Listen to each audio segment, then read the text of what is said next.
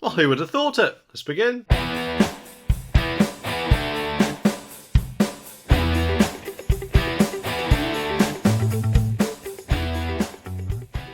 The article says that Labour has blamed the ultra-low emission zone, Ulez, scheme for their by-election defeat in Boris Johnson's former seat, with Shadow Justice Secretary Steve Reid insisting those responsible for the policy will now need to reflect. Despite, of course, Labour's hopes of winning Uxbridge and South Ruislip, a seat held by the former Prime Minister with a majority of 7,210 in 2019, Tory candidate Steve Tuckwell managed to retain it for Rishi Sunak's party. And speaking after the results were announced from the court in Queensmead Sports Centre in South Ruislip, Labour frontbencher Mr Reid pinpointed the Sadiq Khan-backed scheme as a significant factor behind their defeat. He told the PA News agency, "I think with a winning Conservative candidate," just said it, didn't he? He said that if it wasn't for Ulez, he believes that Labour would have won this by-election. And clearly it did resonate with a lot of people. They didn't like the fact that Ulez was going to cost people more to drive around at a time when there's a cost of living crisis going on. Well, yeah, it doesn't take a genius to work that out, does it? But anyway, that's exactly what Danny Beales is saying all the way through the campaign.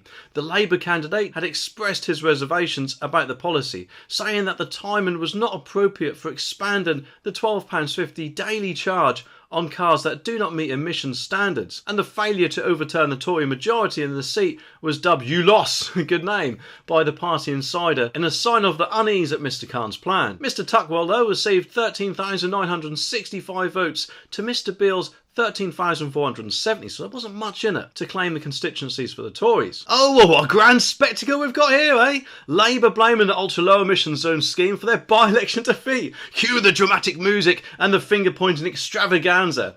It's kind of like watching a circus act, where the real performers are the politicians and their incredible ability to shift the blame. Also, hang on a minute, let me just get this straight. Despite Labour's hopes of winning Boris's former seat, they couldn't seal the deal, and now they're pointing fingers at the Ulez scheme for their Ulez, which Sadiq Khan, a Labour mayor, is rolling out to begin with. I mean, surely it's their party's policy, isn't it? And of course, the blame game continues, doesn't it? Because Shadow Justice Secretary Steve Reid insists those responsible for the policy need to reflect. I suppose it's kind of like asking a magician to reflect on why their disappearing act failed to impress the audience when no one actually vanished at all. And who could forget Danny Beales, the Labour candidate, expressing his revelations about the Ulez policy? It's like witnessing a tightrope walker trying to balance a thin line between supporting his party and, of course, disagreeing with their policies, if he indeed does, that is. But of course, what surely is the real punchline is that people must have clearly seen through Labour's rubbish, in my opinion. But in the midst of all this political theatre, I just can't help but wonder if this will finally make Keir Starmer actually listen to the public and hopefully try to force Sadiq Khan to scrap all this Ulez expansion crap once and for all. But to be honest,